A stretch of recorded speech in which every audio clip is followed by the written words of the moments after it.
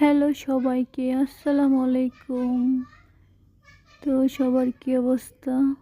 আমি অনেক ভালো আছি। তো আজকে একটা ভিডিও নিলাম, ভয়েস ভিডিও। তো এরমভাবে দেওয়া হয় না।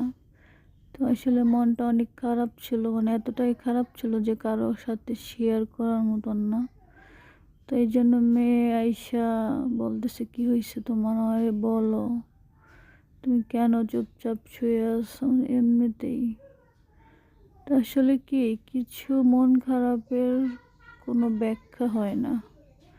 কিছু মন খারাপ কারো কাছে বলা যায় না, কিছু মন খারাপ কাউকে দেখানো যায় না। তো নিজের মন খারাপটা নিজেরই ভালো করতে হয়। আসলে ওরকম কোনো কেউ নাই যে নিজের মন খারাপটা বুঝতে পারবে। তো সবাই আমার জন্য দোয়া করবেন, সবাই ভালো থাকবেন, সুস্থ থাকবেন। আল্লাহ।